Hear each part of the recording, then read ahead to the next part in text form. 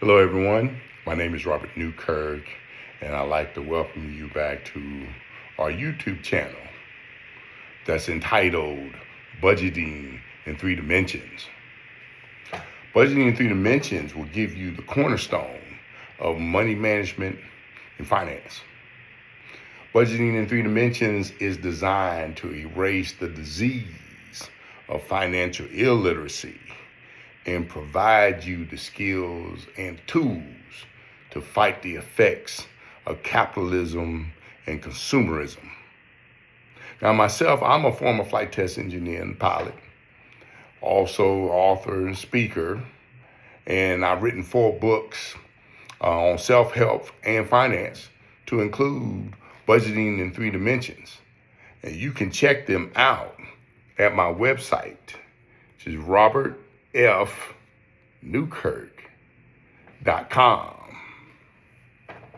Now, in a sneak preview of the money management course that we provide, it talks about obtaining a budgeting mindset, identifying your money blueprint, and pairing concepts such as Dr. Dennis Kimbrough's calculus of compensation and T. Harv Eker's wealth files. So take a listen and find out what is included in the philosophy of budgeting in three dimensions. Hello, everyone. Welcome to the start of session 2, which is our financial dream blueprint. I always like to start out each of the sessions with a declaration. And the declaration for the financial dream blueprint is money is nothing more than a reflection of our creativity, our capacity to focus, and our ability to add value and receive back. We have to create a financial breakthrough. So how do we do that? This is where we're coming in here, where we change the strategy. We also need to change your story, okay? What if you're that woman that's out there that has a desire to shop every day? You can't help it. It's just like if I even drive by a mall, I got to stop and see if they got a sale, okay? Well, you heard in session 1 when we talked about our friend Carla and the state that she was in. It was like she had arrived, but her asset worth was almost nothing. Because Carla is actually on the top of her class of the 93% of the people in this economic society that are working as consumers. So all your money is going out and nothing is coming back for you, except for these material things. Well, the problem is with material things, as soon as you bring them home, they depreciate. They have no value. You can't necessarily take it back to the store. You buy it, you own it. There's no monetary value to get back. And if you can get monetary value back, it's not going to be what you paid for, because it's what they call depreciation. So we need to change our story. So that brings me to the almighty dollar. What can I do with this? Well, basically, at this point in time, right now, I can do one of two things. I can save it, put it back in my pocket, or I can be like Carla and go spend it. Okay. The only issue is that once I spend it, it's gone. It doesn't come back anymore. I don't see that dollar anymore.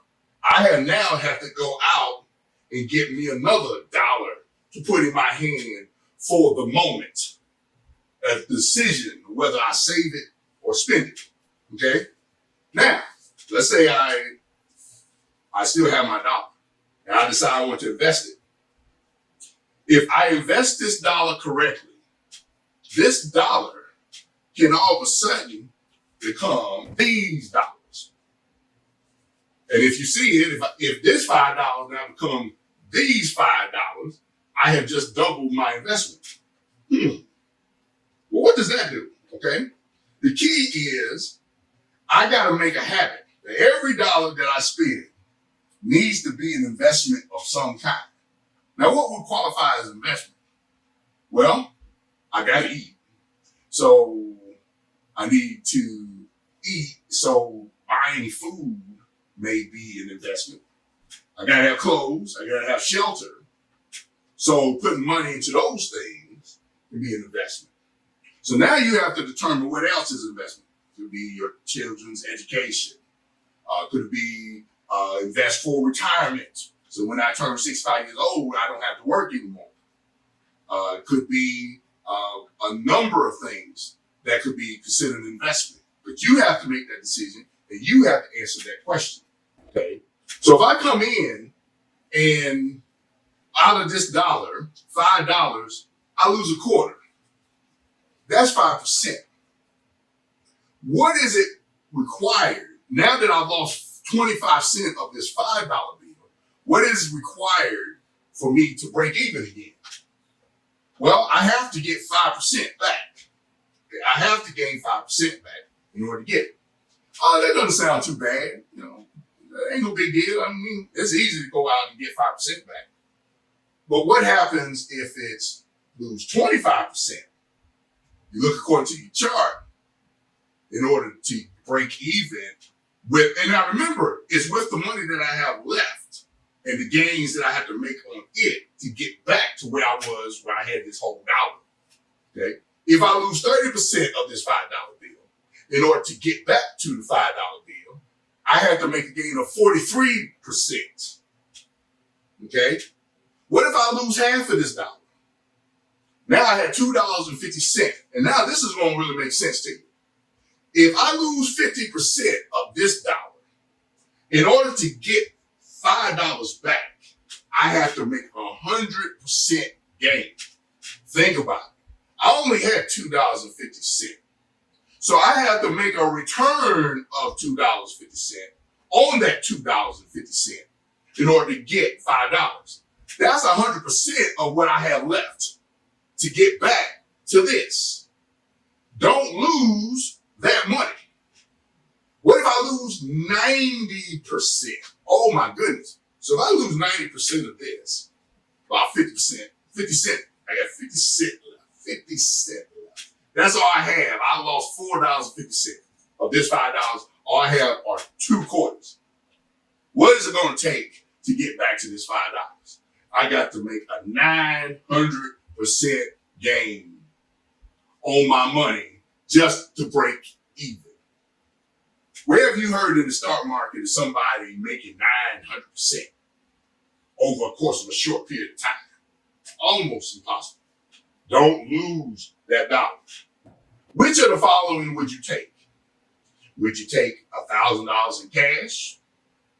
Would you take a 50% chance of winning $5,000? Would you take a 25% chance of winning $10,000? Or would you take a 5% chance of winning $100,000? That's something that you really have to think about. Here I am, I'm going to give you $1,000 in cash. No puns, no gambles, nothing, it's yours. Or would you pass up the $1,000 to take a 50% chance of $5? Now there's no right answer, per se. But what is it that you do? Because what we're talking about is how much risk can you take? How much of this opportunity that we have? Are you very conservative? Or are you just an all-out risk taker? Because this is going to come into when we come into investing. And as we go into the next one, we're going to start talking about specific cases that we can talk about that will help you better measure what your risk actually is. This is Robert Newkirk, and I would like to thank you for tuning in to our YouTube channel. I certainly hope you were able to absorb some valuable golden nuggets while you were watching our videos. If you appreciate what we have to offer and have the cravings for more, be sure to subscribe to our channel. Also like and comment on our channel as you see fit, and stay tuned for more videos and updates as they come along. And also be sure to visit our website, robertfnewkirk.com. Thank you once again, and I look forward to seeing you on the next video.